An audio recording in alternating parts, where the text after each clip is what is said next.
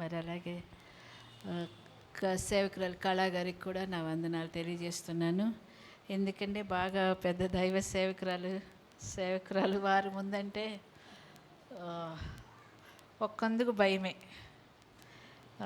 ప్రార్థన చేసుకుందాం. కళ్ళు మూసుకుని ముందుగా ఒక చిన్న వచనాన్ని చదువుతారా? సమూయేలు రాసిన మొదటి గ్రంథము. మన ముందు సమయం చాలా తక్కువగా ఉంది. మొదటి గ్రంథము 1వ అధ్యాయము, మొదటి పత్రిక 1వ అధ్యాయము 10వ వచనం చదువు.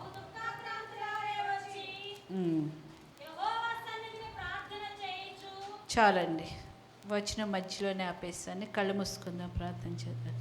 మహాపరిశుద్ధుడైన మా తండ్రి, కృప కలిగిన దేవానికి వందనాలు. గడిచిన దినాలన్నింటిలో నీ కృప దయచేసి నీ సన్నిధానంలో చేరి స్తుతించడానికి ఇచ్చిన నీ భాగ్యాన్ని బట్టి వందనాలు చెల్లిస్తూ, చేరి కూడిన మాతోనూ నాతోనూ మీరు మాట్లాడమని మా బోధకుడైన యేసు నామములో అడిగి వేడుకుంటాం తండ్రి, ఆమేన్. నా గురించి మీ అందరికీ పరిచయమే. ఇంకా సేవకురాలు చెప్పారు కాబట్టి నేను ఇంకా వాక్య భాగంలోకి వెళ్దాం. ఇక్కడ ఎవరి గురించి మనం ధ్యానం చేసుకున్నాము? ఎవరి గురించి? హన్నా గురించి. మీకు సుమారు 7 వారాలు ఉపవాస ప్రార్థనలు. 6వ వారంలో ఉన్నాము.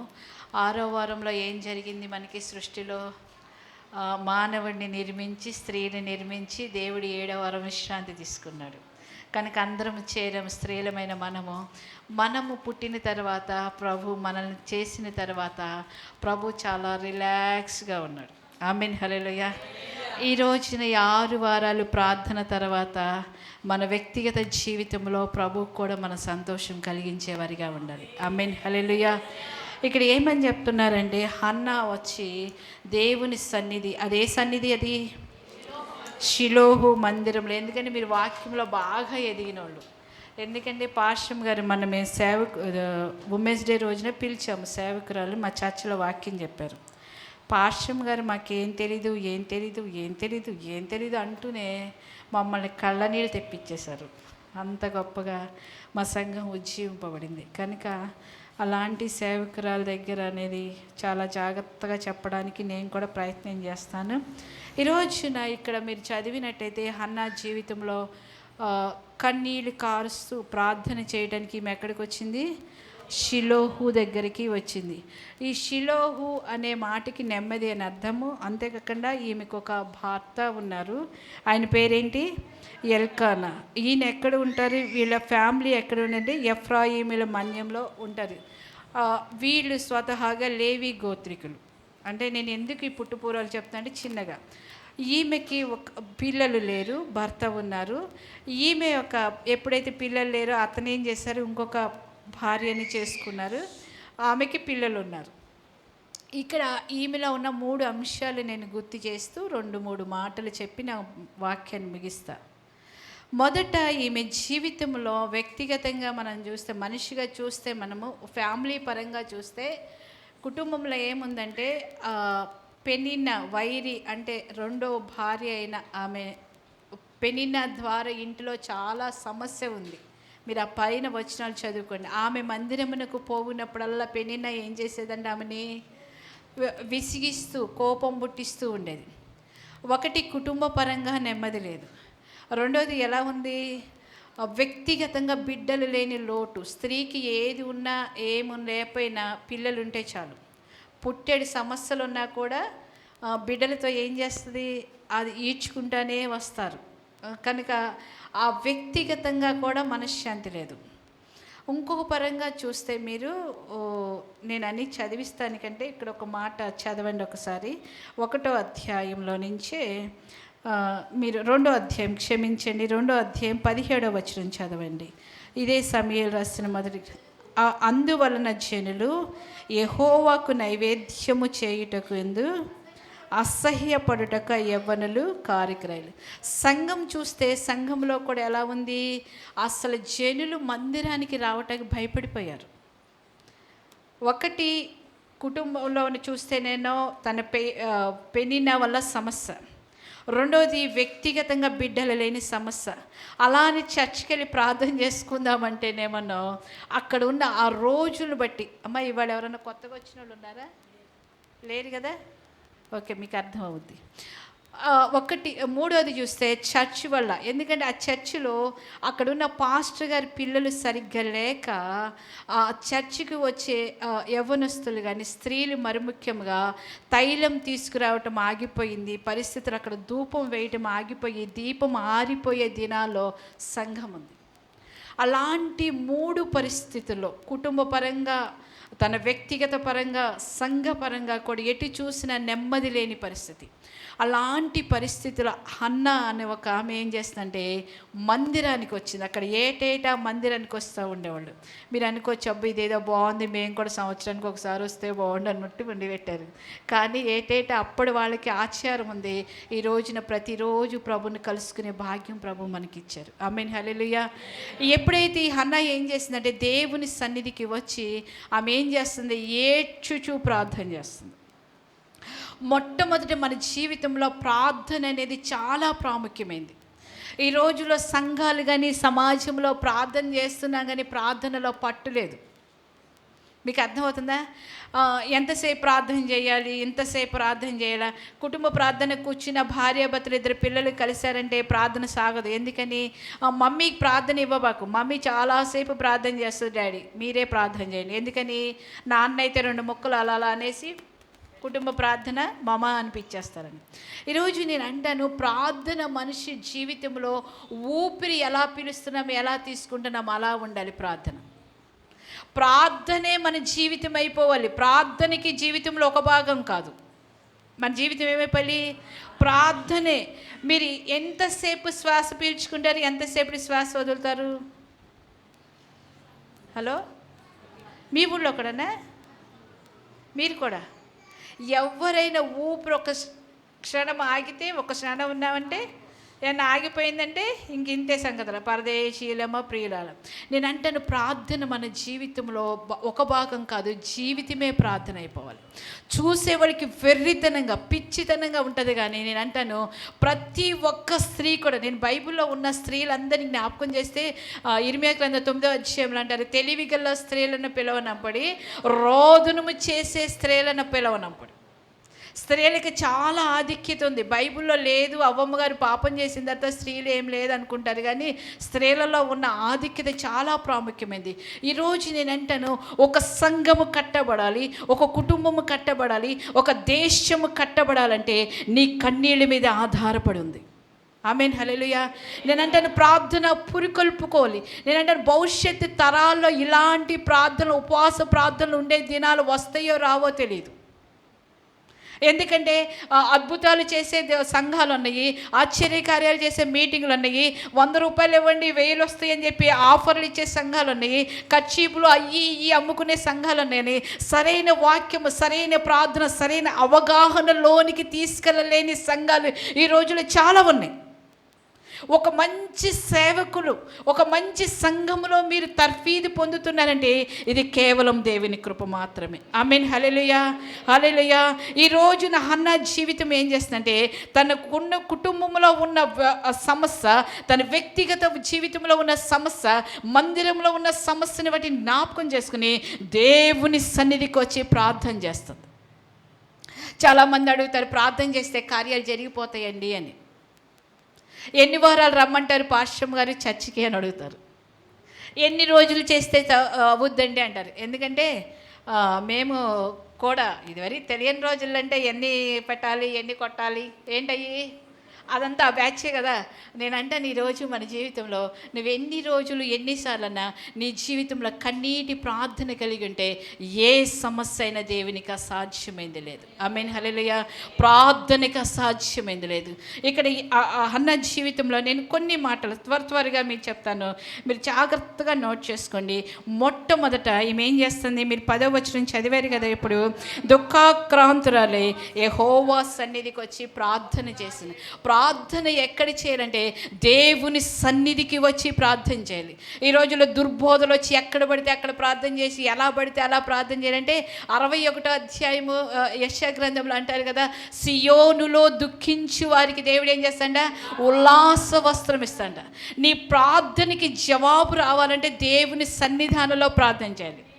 ఒక రోజున ఒక ఉపవాస ప్రార్థన చేస్తే ఒక సిస్టర్ అడుగుతుంది, అమ్మ చర్చికి రాలేదంటే, పాస్టర్ గారు నేను ఉపవాసం ఉండి ప్రార్థన చేస్తానండి, అందుకే నేను రాలేదండి అంటున్నారు. అంటే మందిరంలో ఏం జరుగుద్ది? ఇలాంటి విపరీత భక్తులు ఈ మధ్య ఎక్కువైపోయినాయి. ఏమని, నేను ఇంట్లో ఉండి ప్రార్థన చేసుకుంటాను, లేకపోతే నేను ప్రత్యేకంగా 7 వారాలు మొక్కుకున్నాను, 3 వారాలు మొక్కుకున్నాను, 41 రోజు నేను గదిని దాటి బయటికి రాకుండా మొక్కుకున్నాను అని నువ్వు సహవాసములు ఎదగలేక ప్రార్థన సంఘములో చెయ్యలేకపోతున్నావంటే నీలో ఏదో ఇంకొకటి చేరింది. ఏం చేరింది? సంఘముతో కలిసి నువ్వు ప్రార్థన చేయలేవు. మందిర అనుభవం కావాలి.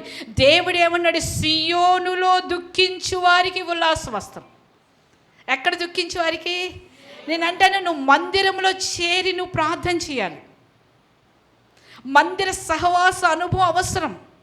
ఆదిమ సంఘం ఏం చేశాడంటే ప్రతిరోజు కలిసినప్పుడల్లా రొట్టె విరిచిడి ఎందు, ప్రార్థన ఎందు, సహవాసం ఎందు వారు ఎడతెగక ఉండేది.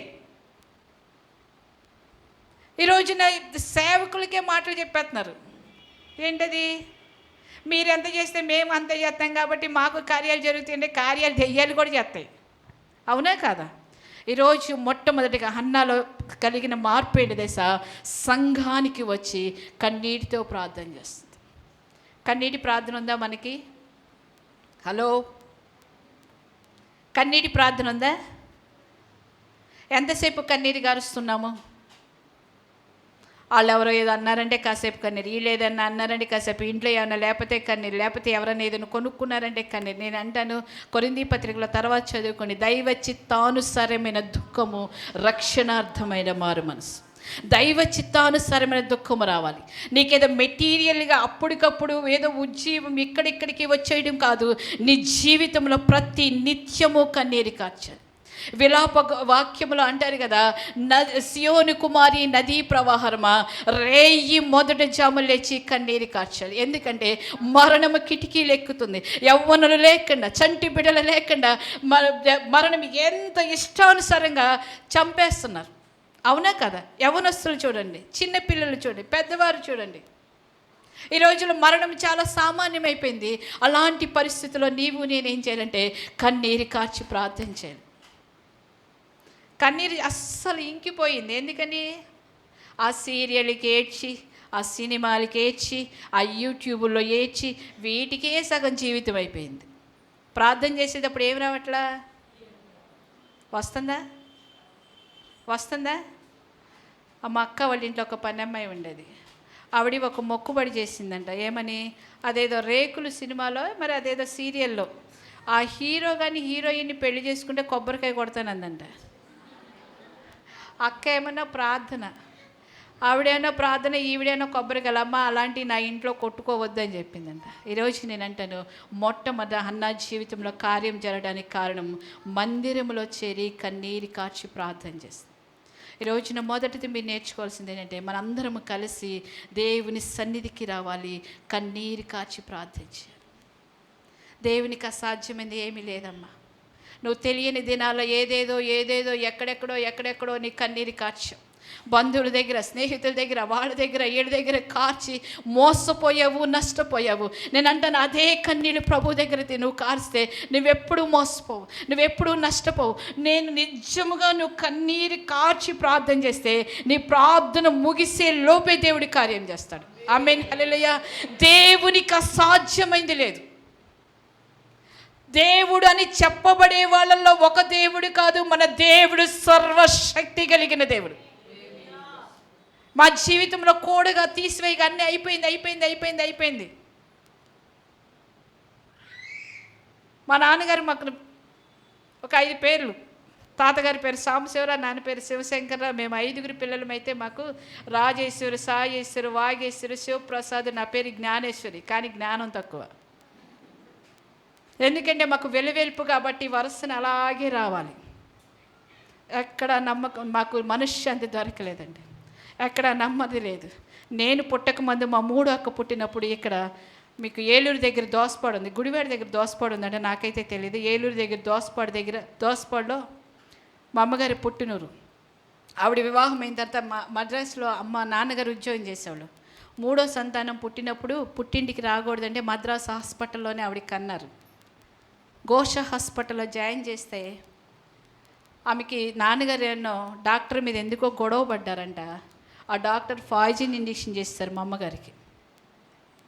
ఆవిడ చావు బతుకుల్లో మద్రాసు నుంచి ఇక్కడ ఉన్న దోసపాడు ఇక్కడ ఇక్కడ ఉంది కదా, అది దోసపాడు ఏలూరు దగ్గర. అక్కడ తీసుకొస్తే అమ్మమ్మ వాళ్ళు బోలు వైద్యాలు చేయించారు మంచంలో ఉన్నారు. ఆ వైద్యం ఈ వైద్యం ఆ వైద్యం అన్నీ చేయించిన తర్వాత దేనికి కుదుడు పళ్ళ. అమ్మమ్మ వాళ్ళ దగ్గర ఉన్న పాలేరు చెప్పారంట, మా దేవుడు చనిపోయిన వాడిని కూడా బ్రతికిస్తాడు, మీరు ఒకసారి ప్రార్థన చేసుకోవచ్చు కదా అని. అప్పుడు ఇంతదేది కదా క్రైస్తవ్యం. ఆ తర్వాత మా ఊరు పెద్ద తాతగారు ఒక ఆయన వచ్చి చెప్పారండి, అమ్మ దేవుడిని నమ్ముకోండి, ప్రార్థన చేసుకోండి, దేవుడు మీ బిడ్డను బ్రతికిస్తాడని. ఎవరు చెప్పినా మనం ఏమి వినం కదా, అంత తొందరగా వచ్చేస్తామా? క్రైస్తవులు ఎందుకు నాలెడ్జ్ ఎక్కువ అంటే ఇలాగే అన్నీ రీసెర్చ్ చేసి అప్పుడు వస్తాం ప్రభు దగ్గరికి. ఎప్పుడైతే ఒక రోజున ఆవిడ ఇలా కాలం గడుస్తూ ఉంటే ఆవిడ చనిపోయారు. అమ్మ చనిపోయింది. చనిపోతే కిందకి దించేశారంట. ఆ దించేసిన శవం దగ్గర కూర్చుని అప్పటికే 2 బిడ్డలు ఉన్నారు. తొలిసూరాం చనిపోయింది, 3వ కాన్పు కదా, 2 బిడ్డలు ఉన్నారు.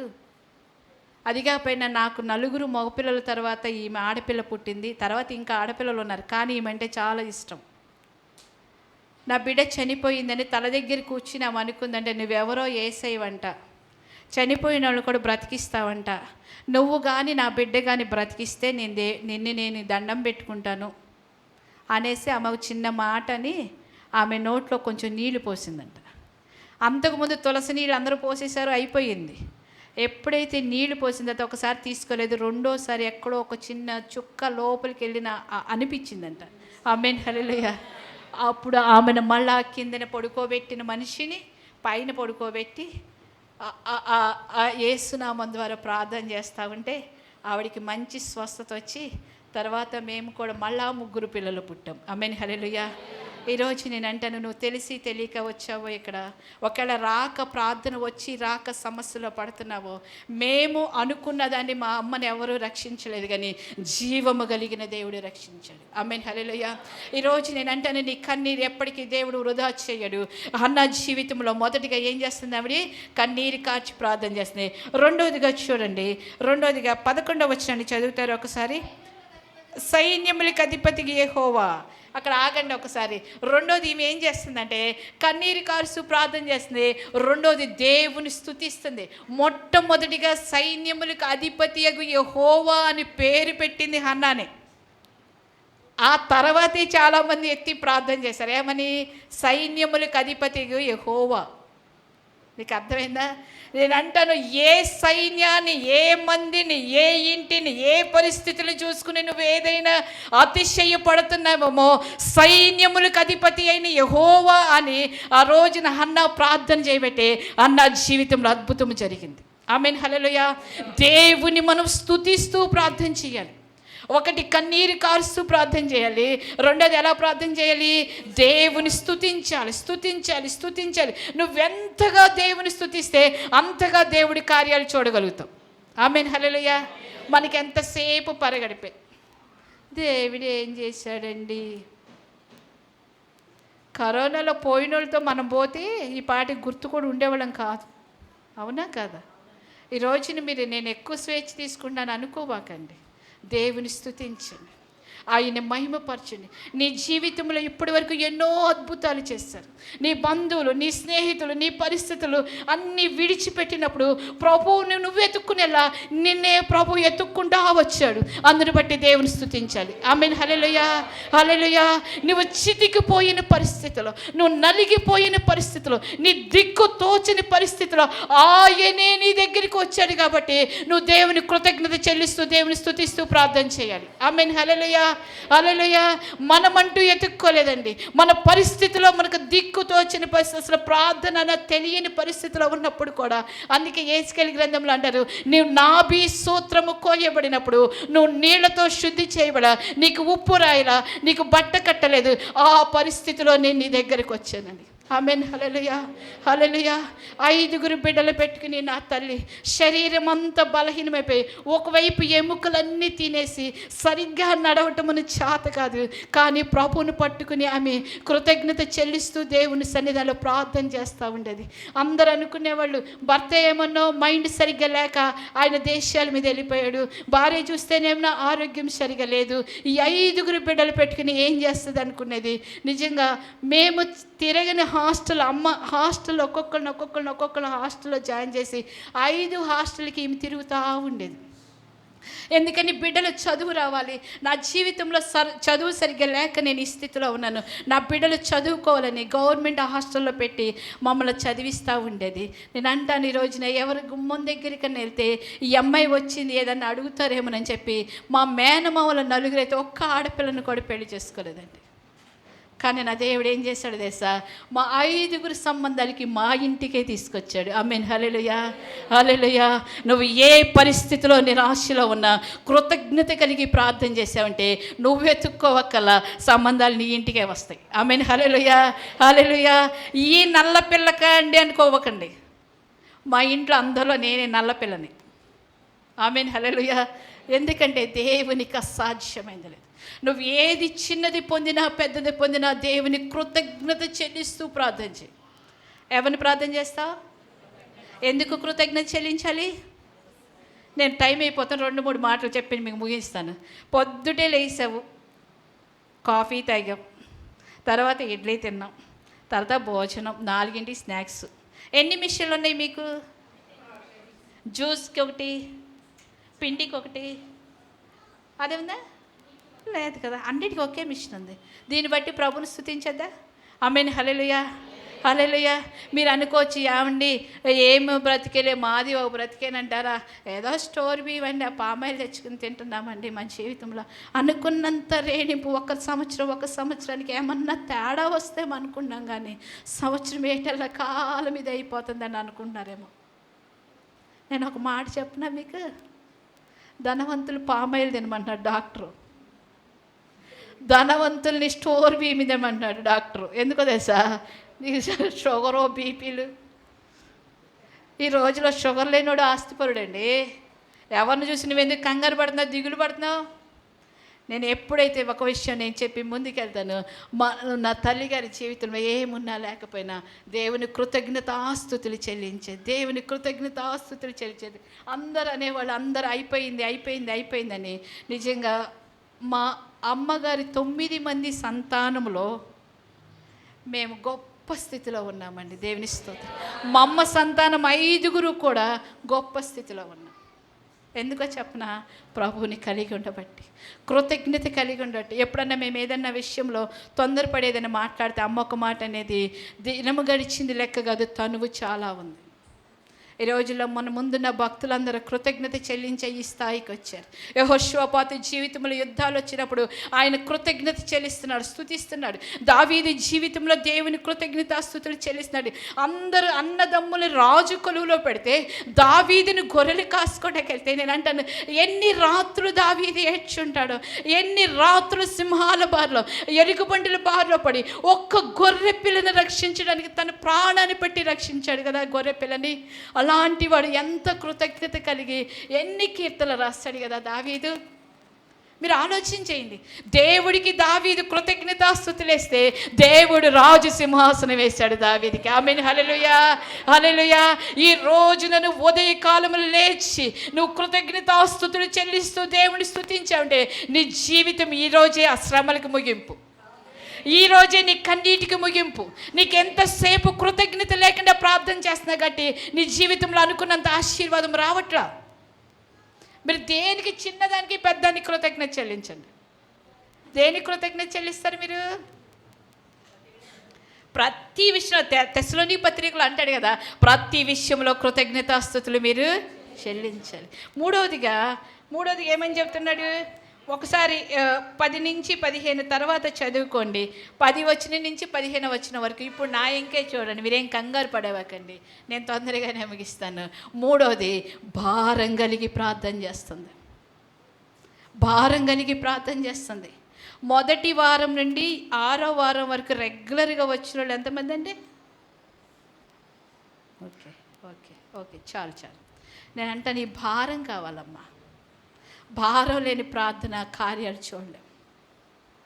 అంతరాత్మలో భారాన్ని ఎత్తుకోవాలి మనం. వస్తున్నాము, వెళ్తున్నా, ఏదోలేండి జరిగిపోతుంది, ఇంట్లో దేవుని కృపలో అంతా బాగానే ఉంది అనుకోబాకండి. నేనంటే ఈ రోజులో భారభరితమైన ప్రార్థన మన జీవితంలో ఆశీర్వాదం తీసుకొస్తుంది. ఆమేన్, హల్లెలూయా. ఎంత ఇంకో విషయం నేను చెప్పనా, ఇక్కడ హన్నా సెటిల్ అయిన ఫ్యామిలీ, ధనికులు వాళ్ళు. మీకు అర్థమైందా? వాళ్ళ భర్త ఏమంటున్నాడు, నీకు 10 రెట్లు ఇస్తానమ్మా నీకు నేను దేవునికి అంటున్నాడు. అంటే ఏమైంది, ఆ కుటుంబం చాలా స్థాయిలో ఉంది. అదే స్థాయిలో మనం ఉంటే మనం ఏం చేస్తాం? నేను అంటాను, భారాన్ని ఎత్తుకోండి మీరు. నీ కుటుంబంలో ఉన్న సమస్య, నీ వ్యక్తిగత జీవితంలో ఉన్న సమస్య, మరి ముఖ్యంగా సంఘంలో ఉన్న సమస్య, దేశంలో ఉన్న సమస్య, ఎక్కడ చూసినా నెమ్మది లేదు. ఏదో తెలియని అలజడిలో దేశం పోతుంది. నీకు కూడా అన్నీ ఉన్నాయి కానీ తెలియని నిరాశ. ఏమ్మా, అన్నీ ఉన్నాయా? ఏమీ లేక ఒక నిరాశ, అన్నీ ఉండి ఒక నిరాశ. ఏంటన్నా, ఇలాంటి పరిస్థితిలో నీకు భారం రావాలి, ప్రార్థన పట్ల భారం రావాలి. ప్రార్థనా కూటం ప్రకటించారా? మా పాశ్యం గారికి ఏం పని లేదండి, ఎప్పుడు ప్రార్థన అంటారు. అసలు ఎంత చక్కగా ఉన్నారండి బయట పరిస్థితి. బయట పాశ్రములు ఎలా ఉన్నారు, మూతికో రంగేసుకుని, అయ్యేసుకుని, ఇయ్యేసుకుని అంత హాయిగా ట్రిప్పుల మీద ట్రిప్పులు వెళ్ళి వస్తున్నారు. వాళ్ళు వెళ్ళరు, మమ్మల్ని వెళ్ళనీరు ఈ పాస్టర్ గారు ఒకళ్ళు అనుకుంటున్నారా? భారం కలిగిన పాస్టర్ గారు సేవకులు దొరకడం మన అదృష్టం అమ్మ. ఆమేన్, హల్లెలూయా, హల్లెలూయా. నేను చెప్పేది ఆమోసు గ్రంథం 5వ అధ్యాయంలో అంటాడు, రాబోయే దినములో క్షామం వస్తుంది. అది అన్నపానముల వల్ల కలిగే క్షామం కాదు. యెహోవా మాట దొరకక ఈ చర్చి నేను ఆ చర్చికి ఇప్పుడు తిరుగుతున్నా చూసావా, అప్పుడు తిరిగితే నీకు ఇంకా వాక్యం దొరకదు, దైవ సేవకులు దొరకరు, సంఘాలు మూయబడతాయి, యవ్వనులు మూర్ఛిల్లిపోతున్నారని. ఏమి లేక వాక్యం లేక. ఈరోజు నీకు వాక్యం దొరికేటప్పుడు, ప్రార్థన దొరికేటప్పుడు అది సమకూర్చుకోవాలి నువ్వు. జ్ఞానవంతురాలు తన ఇల్లు కట్టును, 3 రాళ్ళు ఏం చేస్తుంది, దాన్ని పెరిగి వేసుకుంటుంది. వాక్యము బాగా తెలుసు మనకి. ఇందిరాగాంధీ గారు మైసూర్ శాండిల్ సబ్బు వాడేవాళ్ళంట. ఆవిడికి ఆ కంపెనీకి వెళ్ళిందంట. ఏది, మైసూర్ శాండిల్ సబ్బు కంపెనీకి వెళ్ళిన తర్వాత అంతా చూసిందంట, కంపెనీ మొత్తం చూసిందంట. అక్కడ అంటే స్టాఫ్ నల్లగా ఉన్నారంట. ఆవిడ అడిగారంట, ఏంది మరి మీరు మైసూర్ శాండిల్ సబ్బు వాడుతున్నారు కదా, మీరు అందరూ ఏంటి ఇలా నల్లగున్నారు, నేనేంది ఇలా ఉన్నాను అన్నారంట. వాళ్ళు అన్నారంట, మేము సప్లై చేస్తాం కానీ అప్లై చేసుకోమమ్మా అన్నారంట. అర్థమైందా? మేము అమ్ముతివే తప్ప. మనం కూడా అంతే, వాక్యం మటుకి అబ్బా చిలకలు. అసలు ఎవరన్నా ఫస్ట్ లేపారంటే అసలు పలానా సిస్టర్ అంటారు. నాకెవరు మీ గురించి పెద్దగా తెలియదు, లోతు నాకు అస్సలు తెలియదమ్మా. ఈరోజు నేను అంటాను, భారం కలిగి ప్రార్థన చేస్తున్నావా, లేకపోతే రావాలి కాబట్టి, రమ్మన్నారు కాబట్టి, పాశ్రం గారు ప్రకటన చేశారు కాబట్టి ప్రార్థన చేస్తున్నావా? ఉందా భారం? నీ కళ్ళలో కన్నీరు ఉన్నాయా? అంతరాత్మలో భారం ఉందా? కృతజ్ఞత వచనాలు వల్లించగలుగుతున్నావా? ఇది లేకపోతే నీ ప్రార్థన వ్యర్థం. 7 వారాలు కదా, 70 వారాలు పెట్టినా వేస్ట్. 4వది చదువుకుంది ఒకసారి. 4వది చదవండి, 11వ వచనంలో చదవండి ఒకసారి. చూచి మరువక చేసుకుంటే నాకు దయచేస్తే చాలండి. తీర్మానముతో కూడిన ప్రార్థన. ఏం ప్రార్థన ఇది? తీర్మానముతో కూడిన ప్రార్థన. వస్తున్నాం వెళ్తున్నామని కాదు. ఎలా ఉండాలి మన ప్రార్థన? ఏదైనా తీర్మానం ఉందా నీ ప్రార్థనలో? ప్రభువా ఈరోజు నీ కార్యం చెయ్యి, నేను ఇలా ఉంటాను సన్నిధానంలో తీర్మానించుకుంటున్నావా? లేకపోతే బాధ్యత లేకుండా ఉంటున్నామా? దారిలో ఒక మామిడి చెట్టు ఉందంట. ఆ మామిడికాయలు కాసేటప్పుడు ఏం చేస్తారు? అందరం కోసుకుంటాం. మామిడికాయలు దారిలో ఉంది, అటు వెళ్తున్నాము, ఒక రాయి వేస్తాం, పడితే కాయి, అందరం కోసుకుంటూ ఉంటాం. కానీ నీళ్ళు పోసేటప్పుడు ఏమన్నా నీదా చెట్టు అని అడుగుతాం పక్కన వాళ్ళని. ఎందుకని అది దాని మీద అందరికీ హక్కు ఉంది. కానీ నీళ్ళు పోసేటప్పుడు నాదా ఈ చెట్టు అంటాం. అవునా కాదా? ఈరోజు నేను అంటాను, మన జీవితంలో ఒక తీర్మానముతో మొక్కుబడితో కూడిన ప్రార్థన చేసుకోవాలి. మీరు అనుకోవచ్చు, ఏమండి ఇదేంటండి మొక్కుబడులు అన్నారు మళ్ళీ ఇవ్వాలా అని అనుకోబాకండి. సేవకుడు సేవకురాలు ఏ దిక్కునైనా బతుకుతారు. ఈరోజు నీ తీర్మానం ఏంటి? దేవుని సన్నిధికి వచ్చిన నీ తీర్మానం ఏంటి? నీవు కానీ ఒక మగపిల్లోడు నాకు ఇస్తే అది నీకే ఇస్తాను ప్రభు. ఎందుకని? మాకు ఆ మధ్యలో ప్రార్థన చేస్తాం సన్నిధానంలో. మళ్ళీ ఆ విషయాలు చెప్తే ఇప్పుడు సంఘాలు జంపింగ్ జలాన్ని ఎక్కువైపోయారు. సంఘ బ్యాచ్ అక్కడ ఏదో అద్భుతం జరుగుతుందంటే వెళ్ళి మట్టి తెచ్చుకోవటం, ఇక్కడ ఏదో జరుగుతుందంటే ఇక్కడ తెచ్చుకోవటం, అక్కడ రీసెర్చ్ చేసి చేసి చేసి ఒక సంఘంలో స్థిరపడకపోతే ఒక మొక్కను తీసుకొచ్చి కుండీల్లో 2-3 కుండీలు పెట్టండి, ఎట్టుంటుంది అది మూడోసారి? అర్థమైందే? అలాగుంటాం. చాలా జాగ్రత్తగా ఉండాలి సంఘంలో. క్రైస్తవులకు 3 సార్లు పాస్టర్ గారు కావాలి కదా. ఎప్పుడు? పుట్టినప్పుడు, పెళ్ళప్పుడు, చచ్చినప్పుడు. ఆ మధ్య పేరు చెప్పలే, ఆ సంఘంలో ఒక వ్యక్తి చచ్చిపోయారు. అయ్యగారు వచ్చి మరి ఆయన సమాధి కార్యక్రమం చేయండి అసిస్టెంట్ పాస్టర్ గారిని పంపించారు. అసిస్టెంట్ పాస్టర్ గారిని పంపిస్తే ఆ అసిస్టెంట్ పాస్టర్ వచ్చి ఏదో మామ అనిపించాడు. ఏంటది? అస్సావాన్ని మరి తీయపోతే బాగోదు కదా అనేసి. అయితే ఆ తర్వాత వీళ్ళు అడిగారంట, ఏమండి కొద్దిగా కూడికి పెట్టండి, ఆదరణ కూడికి అన్నారంట. మా చర్చిలో ఇలాంటివి లేవమ్మా అన్నారంట. ఏమండి ఏడ్చేవాళ్ళు ఓదార్తానికి ఇప్పుడు ఏదైతే ఏమైంది చిన్న ప్రార్థన చేసి రావచ్చు కదా. అంటే పెద్ద పెద్ద సంఘాలు ఇలాగున్నాయి.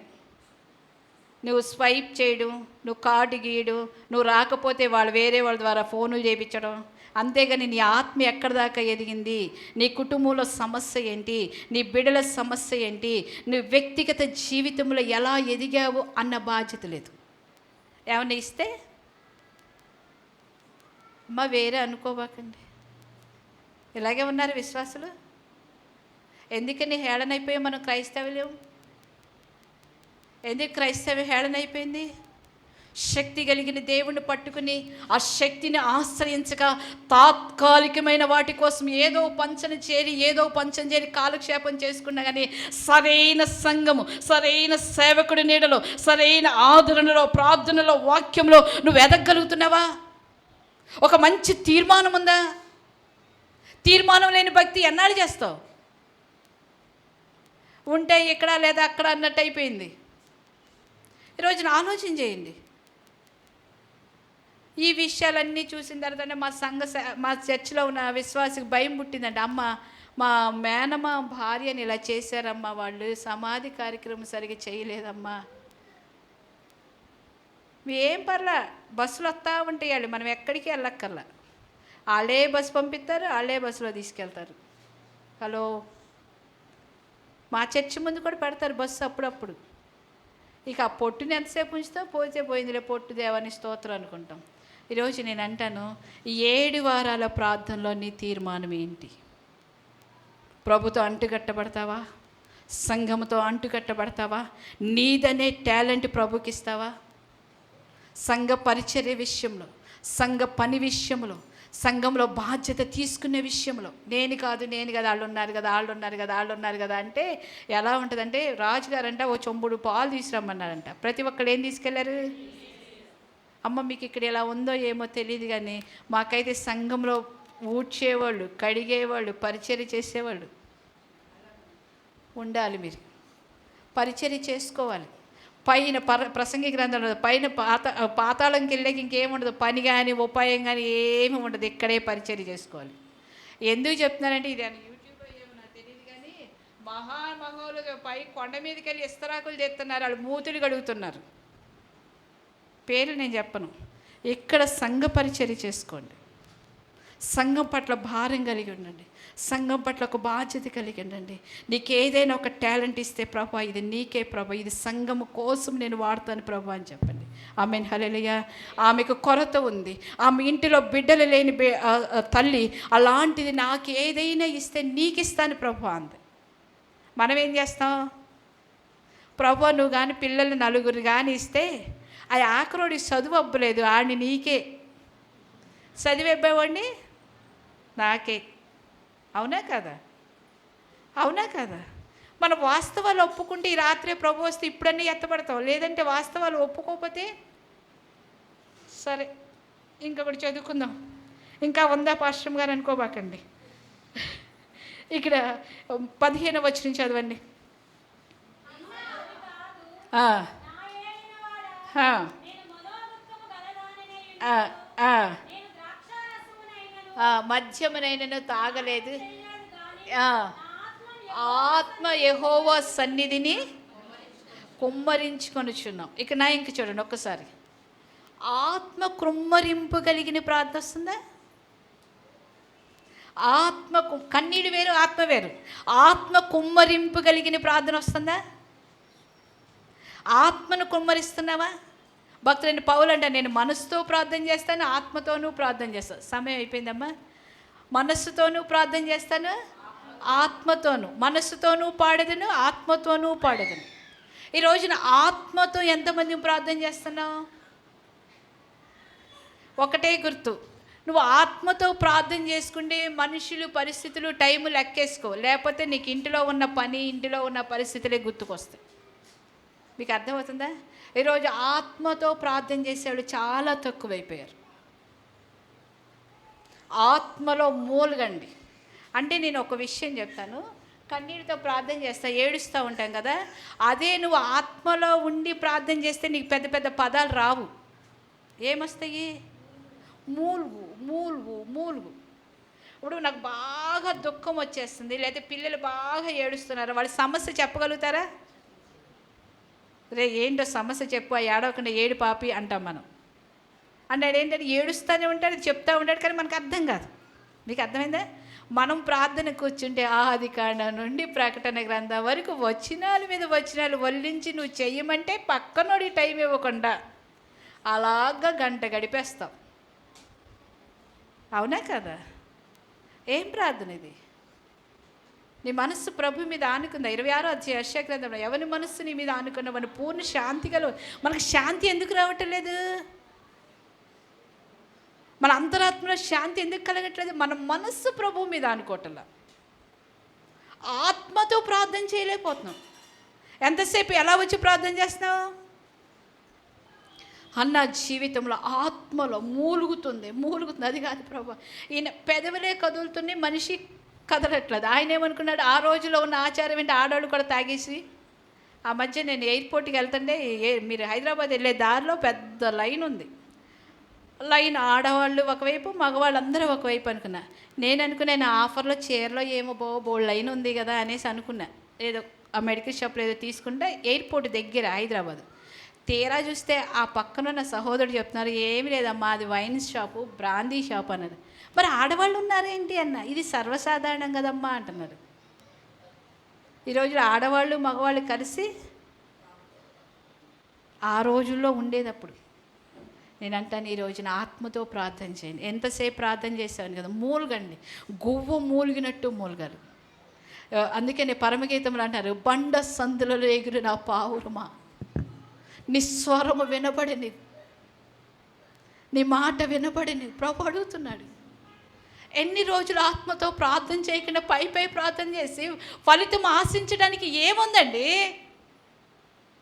విత్తనం వేయకుండా కాయ కావాలంటావు, ప్రార్థన చేయవు, కన్నీరు కార్చవు, వాక్యం ఉండదు, సహవాసం ఉండదు, ఒక తీర్మానం ఉండదు, ఒక పట్టుదల లేకుండా ప్రార్థన చేసి ఎన్ని రోజులు ప్రార్థన చేస్తే నీ కార్యం జరగలేదని చెప్పి సంఘానికి అవమానం, దేవునికి అవమానం, నీ చుట్టుపక్కల ఇక పొద్దులేసి అది బైబిల్ పట్టుకుని పొద్ది ఆ దేవుడా అని వచ్చింది, ఇది ఏం జరిగింది అని చెప్పి మనుషులు హేళన చేయడం. ఎందుకు వచ్చింది భక్తి? ఉంటే ఇటు ఉండాలి, లేకపోతే అటు ఉండాలి. ఒక అన్యుడు కదా ఆశీర్వదింపబడుతున్నాడు, దాన్ని నేను ఆశీర్వాదం అనను. ఒక అన్యుడు కదా బాగుంటున్నాడు.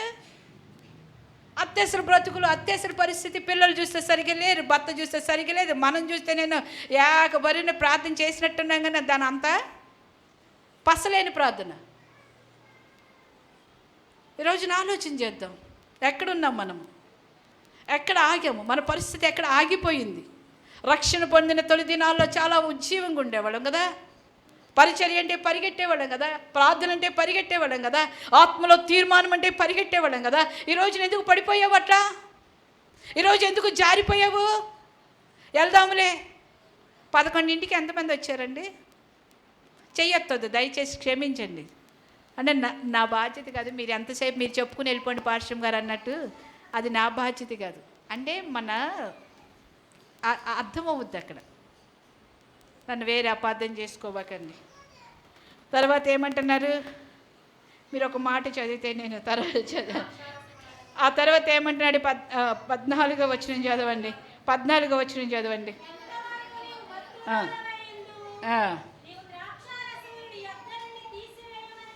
నా ఇంకే చూడండి 6వ వచనంలో కూడా పెనిన్న విసిగిస్తుంది. నేను అంటే సరిగా నువ్వు ప్రార్థన చేస్తూ ఉంటే నీకు శ్రమలు అనేవి వస్తూ ఉంటాయి. ఎక్కడి నుంచి వస్తాయి? ఇంటిలో నుంచి వచ్చినాయి, బయట నుండి వచ్చినాయి, సంఘంలో నుంచి వచ్చింది. తప్పేనే సుమా, మీరు ఇక్కడ చాలా జాగ్రత్తగా ఉండండి. డాక్టర్ దగ్గర అపాయింట్మెంట్ తీసుకుంటారు. వాడు అంతసేపు మన డాక్టర్ గారు 1 గంట ఉండమన్నారు. అవునా? ఉంటారా? వచ్చేస్తారా? సరే, ఇంత తిప్పలబడి గంటకి వెళ్ళాం లోపలికి. వెళ్ళిన తర్వాత ఆయన ఏమంటాడు, షుగర్ 300కి వచ్చేసింది. ఆయన ఏమంటాడు, నీకు బుద్ధి ఉందా లేదా, ఏంటి 300 షుగర్ వచ్చేదాకా ఏం చేసామంటే ఏమంటారు మీరు? వచ్చే వారం అతని దగ్గరికి వెళ్ళరు కదా, ఇక నెల నెక్స్ట్ మంత్ ఆ డాక్టర్ దగ్గరికి వెళ్తారా వెళ్ళరా చెప్పండి. వెళ్తారా వెళ్ళరా? ఎందుకని? అదే కానీ 7 వారాల్లో మీకు ఎక్కడన్నా గాయం తగిలింది అనుకోండి, పాస్టర్ గారు కానీ పాస్టర్ గారు కానీ ఏదన్నా అన్నారనుకోండి, తక్కన మడిచిపెట్టేసి ఏం చేస్తున్నావు అంటే మనకి గాయం తగలకూడదు. వాక్యంలో గాయం, అదిగో నన్ను చూసి అంది పాస్టర్ గారు, నన్ను చూసే చెప్పారు పాస్టర్ గారు, అంత తీరిక ఓపిక కాలికి ఎక్కడదండి. అవునా? అంటే గాయం అవుతుందని వాక్యం తీసుకుని చెప్పక్కర్లేదు. వెళ్తూ ఉండే సత్యం చెప్తూ ఉండండి, ఎక్కడో అక్కడ పొడుచుకుంటుంది, గుండెల్లో గుచ్చుకుంటూ ఉంటుంది. అది ఆ టైంలో అలా తీసేసుకుంటే ఏమవుతుంది? ఆశీర్వాదం వస్తుంది. ఆమేన్, హల్లెలూయా. తీసుకోవాలి. నీకు తగలనట్టు యాక్షన్ చేస్తున్నావు. ఏమవుతుందంటే ఇక్కడ వచ్చిన తెప్పలు ఏంటంటే తగులుతుంది.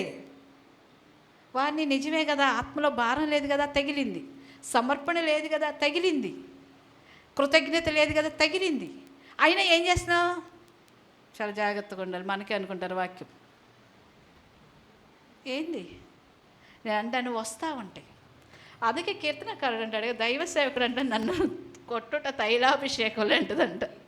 మా దగ్గర ఓ పాస్టర్ గారు ఉంది, పద్దాకి ఏదో తింగర పని చేసేది, ఏదన్నా అంటది, ఆ అమ్మ సేవకురాలు కొట్టుడు తైలాభిషేకం ఉంటుంది అంటే నువ్వు దెబ్బలు తింటాకి ఇష్టపడ్డా కానీ మార్చుకోవడానికి ఇష్టపడలేదు అని అంటా. నేను ఈరోజు అర్థమైందా? నేను అంటాను, సేవకులు ఏదన్నా మిమ్మల్ని గద్దించినప్పుడు దాని విషయంలో లోబడి ఉండండి. అన్న ఏం చేస్తున్నాం ఇక్కడ? సేవకులన్నా తాగుపోతే ఏంటి నువ్వు తీసేసే నీ దగ్గర నుంచి అంటుంది. వాటిని ఏం పట్టుకయ్యా నా ఏలిన వాడని నా ఆత్మలో మూలుగుతున్నానయ్యా అంటే వెంటనే ఏమంటున్నాడు, సేవకులు ఏమంటున్నారు, అయితే పర్లేదు నాన్న, నీకు వచ్చే సంవత్సరం ఈ వేళకి ఏముంటుంది, గర్భఫలం ఇస్తాడు దేవుడు. ఆమేన్, హల్లెలూయా. సేవకులు మీరు, నేను అంటాను, మెప్పించుకోవడం అంటే ఏదేదో అని కాదండి. నీ ప్రార్థనలో, నీ వాక్యంలో, నీ సహవాసం, నీ సన్నిధానంలో నీ సేవకులు సేవకురాలకి క్షోభ కలగకుండా చేసుకోండి. ఆశీర్వాదం మీదే. ఆమేన్, హల్లెలూయా, హల్లెలూయా. ఒక్కొక్క ఆత్మ కోసం ఏడుస్తూ ఉంటాం. ఎందుకో తెలుసా? వాడు వారం అంతా తాగుతాడు, 7వ రోజు వచ్చి బల్లారాధనకి ధైర్యంగా చేయి చెప్తాడు. ఒక రోజున మా సేవకులు ఏమన్నారంటే, మీరు ఈసారి తాగే వాళ్ళకి లేకపోతే వారమంతా ప్రార్థన రాని వాళ్ళకి ఇవ్వను, బల్లారాధన ఇవ్వనని ప్రకటన చేస్తారు. మళ్ళీ ఇవ్వను నేనని చెప్పి ప్రకటన చేస్తారు. చేసేసిన తర్వాత ఆ వారం అంతా కుటుంబ ప్రార్థన చేసుకుంటూ ఉంటాం, వ్యక్తిగత ప్రార్థన చేస్తుంటే ప్రభు ఒక మాట గుర్తు చేసి అంటారు, నేను ఇస్కరియోతు యోధాకు కూడా ఇచ్చానుగా అన్నాడంట. ఆ మాట అనగానే చాలా బాధ వేసింది. నిజమే ప్రభు, నువ్వు కాసేపటికి అప్పగిస్తాను, ఇస్కరియోతు యోధాకే ఇచ్చావు ప్రభు, మేము ఏ పాటి వాళ్ళు అని.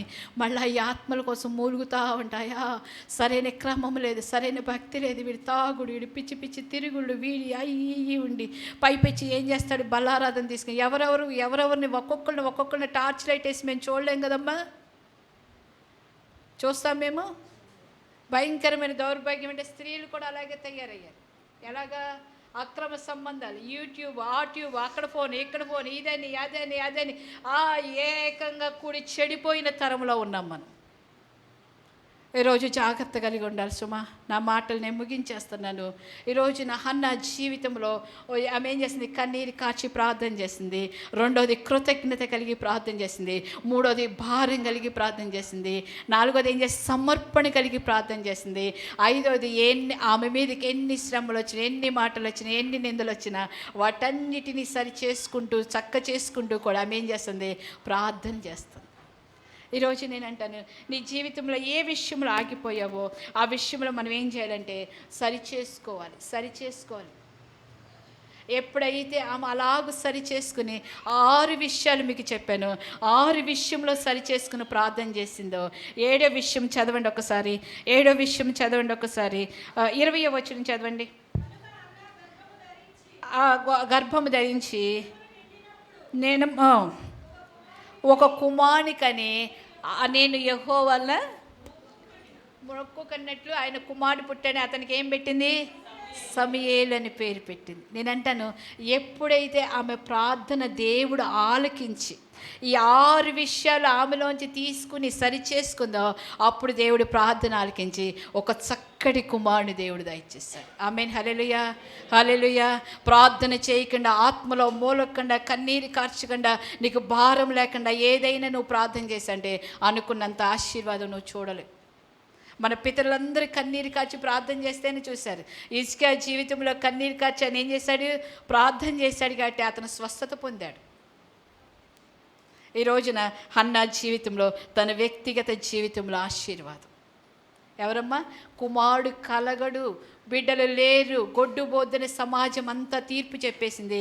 కానీ ప్రభు పాదాల యొద్దకు వస్తే గొడ్డుబోతు దానికి కూడా దేవుడు ఏం చేశాడంటే బిడ్డలు కలిగిన తల్లిగా ఇచ్చేస్తాడు. ఆమేన్. హల్లెలూయా. మా మందిరంలో ఒక సహోదరి వచ్చింది. వాళ్ళిద్దరు చాలా భార్యాభర్తలు, ఇద్దరు లావుగా ఉండేవాళ్ళు. మాకు మేము సేవ స్టార్ట్ చేసిన కొత్త విపరీతమైన విగ్రహారాధన, అన్ని గుడులు, అన్ని హాస్పిటల్స్ అయిపోయినాయి. ఇక ఆకలిలో ఏదో యేసుప్రభు అంటున్నారు కదా అని చెప్పి ఇక్కడికి వచ్చారు. వచ్చి ప్రార్థన చేస్తూ ఉండండి, మేము కూడా ప్రార్థన చేస్తాము. మా పాస్టర్ గారైనా ఇదిగో కడుపుతో ఉన్న వాళ్ళ కోసం ప్రార్థన చేయను, రోజు ప్రార్థన చేస్తుంటే నేను ఆమె తప్ప అందరికీ పిల్లలు పుడతారని ఊహించుకుంటున్నా. ఎందుకని? ఆమె ఒళ్ళు, ఆ భర్త ఒళ్ళు అవి చూసి తీరా చూస్తే చేసిన 6-7 ఈ అమ్మాయి మొదటిసారి కడుపుతో ఉంది. ఆమేన్. హల్లెలూయా. ఎన్ని సంవత్సరాలు? 17.5 సంవత్సరాలు పెళ్ళయి. ఎన్ని సంవత్సరాలు పుట్టాడు పిల్లాడు? 17.5 సంవత్సరాలకి ఒక బాబు పుట్టాడు. నేను ఎందుకు చెప్తున్నాను తెలుసా? దేవునికి అసాధ్యమైంది లేదు. ఆమేన్. హల్లెలూయా. ఎప్పుడు నేను అడిగాను వాళ్ళిద్దరిని, భార్యాభర్తలు, మీకు ఎప్పుడు పిల్లడు బాబు పుట్టాడంటే మేము ఏక మనసుతో ప్రార్థన చేసినప్పుడు, ఏక స్వరముతో ప్రార్థన చేసిన సంఘ క్రమాల్లో మేము పాల్గొన్నప్పుడే దేవుడు మా గర్భాన్ని తెరిచాడని చెప్పారు. ఆమేన్. హల్లెలూయా, హల్లెలూయా. రండి హన్నా ప్రార్థనలు అని చెప్పేసి ఒక బ్యానర్ పెట్టి ప్రార్థన చేస్తే కాదు. మొదట నీ మనస్సు వంగాలి, మొదట నువ్వు మోకాళ్ళ మీదకి రావాలి, మొదట నీ ఆత్మలో ఒక తీవ్రత కలగాలి. అప్పుడు నీ జీవితంలో గొప్ప కార్యం దేవుడు చేస్తాడు. ఆమేన్. హల్లెలూయా, హల్లెలూయా. ఈరోజు నేను అంటాను, అలా అని కాదు, తన తోటికోళ్ళు పెనిన్న విషయంలో ఇప్పుడు నోరెత్తుద్దా? నోరెత్తుద్దా? ఇరుగు పొరుగులు నోరెత్తుతారా? నేను అంటాను, ఈరోజు నీ జీవితంలో నోరు ఎత్తలేనంత గొప్ప కార్యాన్ని దేవుడు చేస్తాడు. నేను ఆఖరి మాట చదివి నేను ముగించేస్తాను. ఇక్కడ ఒకసారి చదవండి, ఒక్కసారి చదవండి. 3వ అధ్యాయము మీరు అదే సమూయేలు గ్రంథం 3వ అధ్యాయంలో మీరు చదివితే 20-21 వచనాలు చదవండి. కాబట్టి సమూయేలు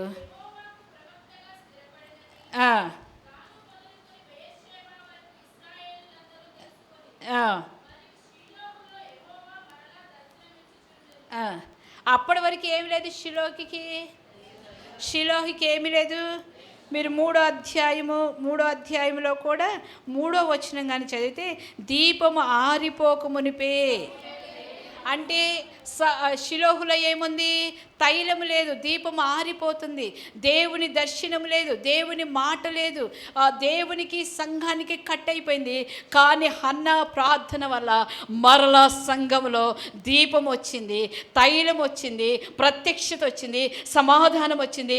దేవుని వాక్కు ద్వారా అనేక మందిని నడిపించగలిగిన నాయకుడు, ప్రవక్త, దీర్ఘదర్శి హన్నా ప్రార్థన వల్ల కలిగాడు. ఆమేన్. హల్లెలూయా, హల్లెలూయా, హల్లెలూయా. నీ ఇంటిలో తైలం అయిపోయిందేమో, నీ ఇంటిలో ఉన్న పరిస్థితులన్నీ అతలాకుతలం అయిపోయినాయేమో. కానీ ఈ రోజున ప్రభువు నామను బట్టి నేను చెప్పేది ఒకటే, నువ్వు ప్రార్థన చెయ్యి. అయిపోయిన నీ తైలాన్ని తిరిగి తీసుకొచ్చే దేవుడు, అయిపోయిన నీ ప్రత్యక్షతను తిరిగి తీసుకొచ్చే దేవుడు. నీకు దేవుడికి చాలా గ్యాప్ వచ్చింది, అందుకే నువ్వు కార్యాలు చూడలేకపోతున్నావు. మరలా ఈ రోజున ప్రభువు నువ్వు కలుసుకుందాం. ఉపవాసం అనే మాటకి సమీపించి నివాసం చేయటం. నువ్వు సమీపించు, ప్రభు దగ్గరికి రా. ప్రభు దగ్గరికి ఎప్పుడైతే వస్తావో నీ జీవితంలో అనుకున్న దానికన్నా ఎక్కువ ఆశీర్వాదం. ఇది మాటలతో చెప్పేది కాదండి, ఒక దైవ సేవకురాలు చెప్పేదండి. నీ జీవితంలోంచి కూడా దేవుడు తీసుకురాబోతున్నాడు సాక్ష్యాన్ని. ఆమేన్, హల్లెలూయా. మా జీవితాన్ని మీరు జ్ఞాపకం చేసుకుంటే నిజంగా ఎంత నిస్సహాయ పరిస్థితిలోకి వెళ్ళినప్పుడు నా దేవుడు మమ్మల్ని జ్ఞాపకం చేసుకున్నాడు. మీకు చెప్పాను మా తల్లిగారి సాక్ష్యం. నా తల్లిగారు, మా నాన్నగారు ఉన్నత స్థాయిలో, అమ్మమ్మ వాళ్ళు ఉన్నత స్థాయిలో. ఎప్పుడైతే కట్టుకున్న భర్త బాగా చదివి మెంటల్ వచ్చేసి ఆయన దేశదిమ్మరైపోయాడు. నేను కడుపును పడ్డాను, ఆయన వెళ్ళిపోయాడు ఇంట్లో నుంచి. మద్రాసులో చేసి ఆయన కోయంబత్తూరు ట్రాన్స్ఫర్ వచ్చింది. కోయంబత్తూరులో నుంచి నాగరికోవిలో ట్రాన్స్ఫర్ వచ్చింది. ఆ నాగరికోవిలో నుంచి చెప్పబెట్టుకుంటే ఇక్కడేనమ్మ కాకాని దగ్గర శివాలయం ఉందంట, నాకైతే తెలియదు. నాకు అక్కడే చెవులు కుట్టించి పుట్టెంటికలు తీశాంట. ఆ గుడిలో చాలా రోజులు మా నాన్నగారు సన్యాసిలాగా ఉన్నారు. ఎప్పుడైతే నాన్న వెళ్ళిపోయాడో నాన్న వాళ్ళందరి అమ్మని వదిలేశారు. అమ్మ మొక్కతే చేర తీసింది. 5 బిడ్డల్ని పెట్టుకుని రోజు గడిస్తే రోజు గడవని పరిస్థితి. చూసిన వాళ్ళందరూ శాపగ్రస్తురాలు.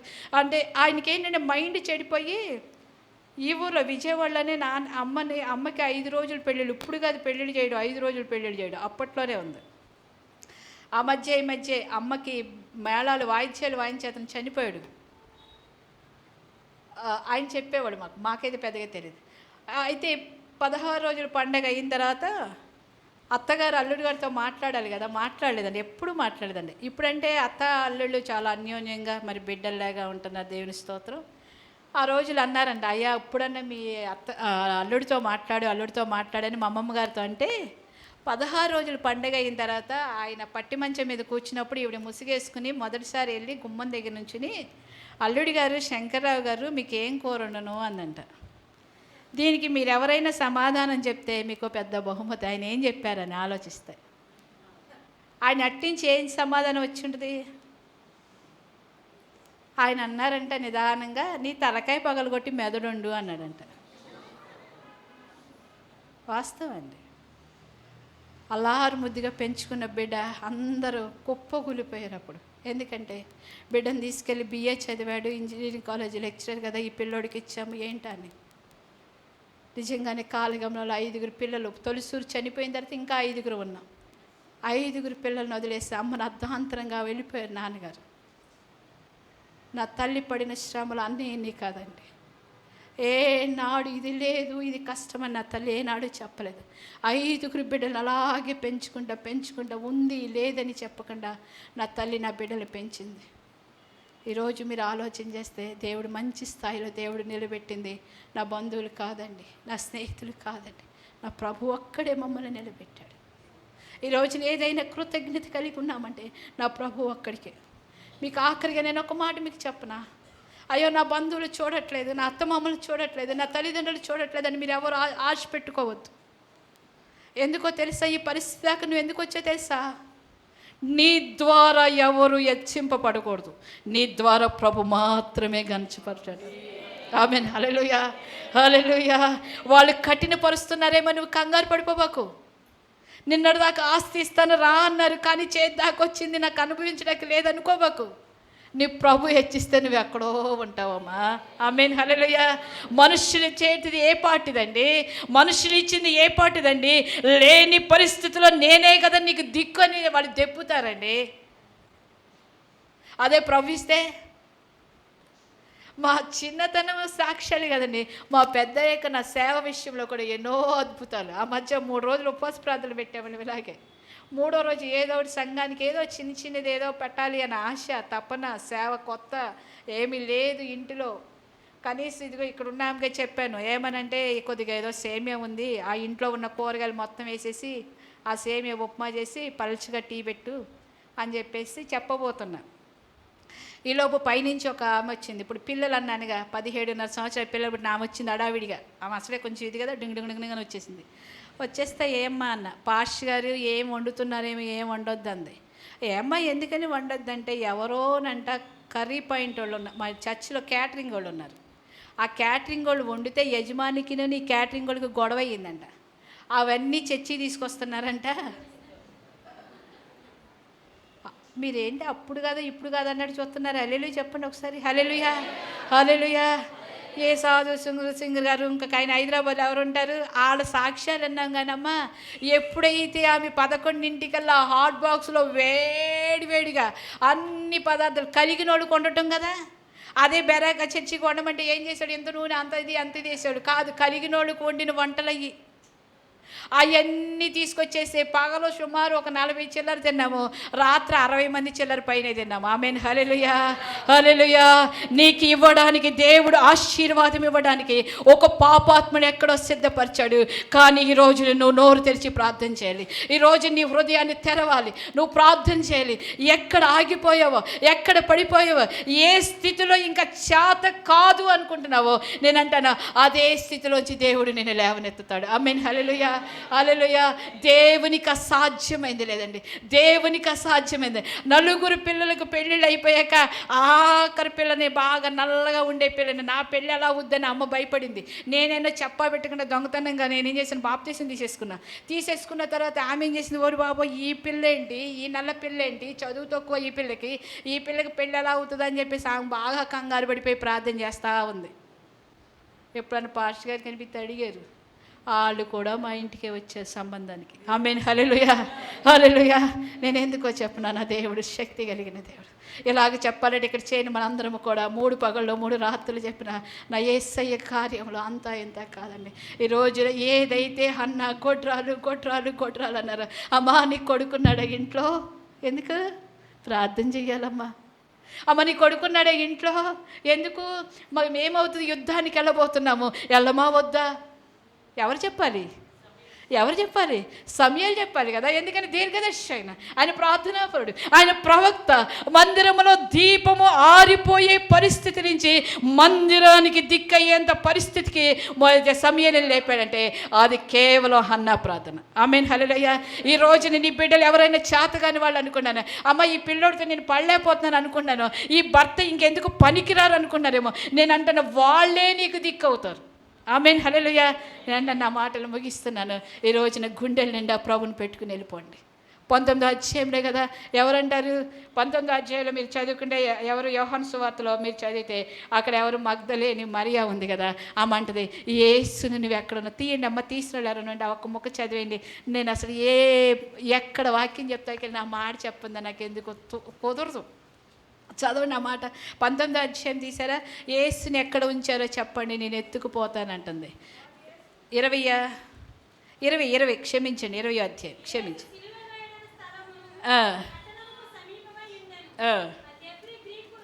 కాదమ్మా, కాదు 16వ వచనం చదవండి అమ్మా. మరియాని పిలిచెను, ఆయన వైపు చూసి రబ్బూని,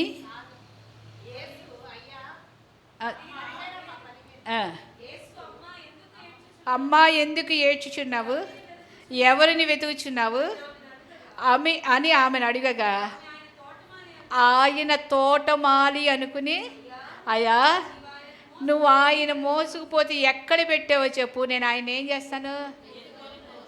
అసలు ఒక ఆడపిల్ల అంత ఆజానుభావుని మోసుకుపోతారండి.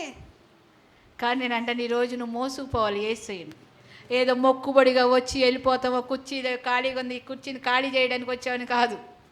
వెంటనే యేసును మోసుకుపోవటానికి రెడీగా ఉన్నావా? యేసయ్య ఏ ఇంటిలో ఉంటే, ఏ పట్టణంలో ఉంటే, ఏ ప్రజలో ఉంటే ఆ ప్రజల ఆశీర్వాదం. ఆమేన్, హల్లెలూయా, హల్లెలూయా. నా మాటలు ముగిస్తున్నాను. మీ జీవితంలో దేవుడు ఒక గొప్ప ఆశీర్వాదం, మేలు దీవెనతో నింపి తరతరాలకి హన్నా ప్రార్థన ఎలాగైతే ఈ రోజుకి చెప్పుకుంటున్నామో, నీ ప్రార్థన నీ బిడ్డల తరము కూడా జ్ఞాపకం చేసుకుని గాక. ఆమేన్. నీ దుఃఖ దినాలు ఈ దినంతో సమాప్తి చేయబడిన గాక. ఈ దినము నీ జీవితంలో నూనె లేని దినాలు ఇంకా రాకుండా గాక. ఆమేన్. శపితమైన జీవితము నిన్ను కొట్టివేసి నానాటికి నీవు ఆశీర్వదింపబడి అనేక మందికి ఆశీర్వాదం అవుదురుగాక. ఆమేన్, ఆమేన్. మరి ఈ సమయం ఇచ్చిన అమ్మగారికి నా వందనాలు చెల్లిస్తున్నాను. మరి ఇంకా మా కోసం ప్రార్థన చేయండి. చాలా చిన్న సంఘము, చాలా చిన్నవారము. మీ అందరిలో కూడా జ్ఞానములు ఎవరన్నా ఉన్నారంటే నేను ఒక్కదాన్ని. అలా చెప్తూ అతిశయం కాదు, నిజంగానే. ఎందుకంటే బలిపీఠం దగ్గరికి వస్తే తప్ప మిగిలినప్పుడు చాలా ఇది ప్రార్థన చేయండి మా పరిచర్య కోసం, మా కోసం. దేవుని కృప మీ అందరికీ తోడైండును గాక. ఆమేన్.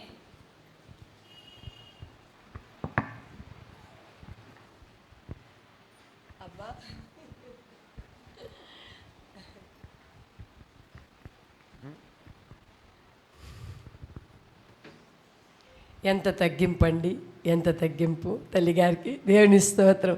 సంతోషంగా ఉండి దేవుడు నాతో మాట్లాడన్న వారందరూ ఒక్కసారి మరి దేవుని స్తుతిద్దామా? హల్లెలూయా. మరి చిన్న సంఘాన్ని ప్రేమించి మన మాటని తీసుకొని తల్లిగారు వచ్చినందుకు, తల్లిగారు మనకిచ్చిన వర్తమానాన్ని బట్టి, హృదయపూర్వకంగా మందిరం బట్టి, సేవను బట్టి తల్లిగారికి వారి సంఘానికి హృదయపూర్వకంగా వందనాలు చెల్లిస్తున్నానండి. ప్రార్థన చేసుకుందాం. ప్రేమ నమ్మకమైన మా తండ్రి, అద్భుత రీతిగా అమ్మని నిలబెట్టారు అడమ్మగారిని. ఒక అనంతమైన దేవ, నీ నామ మహిమార్థమైన నాయన వాక్కును మాకు విడుదల కలగజేశారు అయ్యా. ప్రతి స్త్రీ దర్శించబడింది నాయన, తట్టబడింది ప్రభ, తాకబడింది ప్రభ అయ్యా, వెలిగించబడింది నాయన. నీ కృతజ్ఞతలు చెల్లిస్తున్నాం దేవాతి దేవుడా. ఇంకా ముందున్న వారము కూడా ఘనముగా జరిగించండి. అలాగే తల్లిగారిని, వారి సంఘాన్ని, సేవని, బాబుని, కుటుంబాన్ని, మనవరాల్ని నాయన, వారి పరిచర్లన్నింటినీ వర్ధిల్లచ్చారు. కూడి వచ్చిన బిడ్డలు నాయన అయ్యా, సమస్త నాయన బిడ్డలందరినీ ఆశీర్వాదకరంగా, దీవెనకరంగా, నీ కృపామయం కీర్తి కలిగినట్లుగా మీరు వర్ధిల్ల చేసి ఘనత, మహిమ, ప్రభావములు పొందుకోమని నజరేయుడని యేసునామము అడిగి పొందున్నాం పరమ తండ్రి.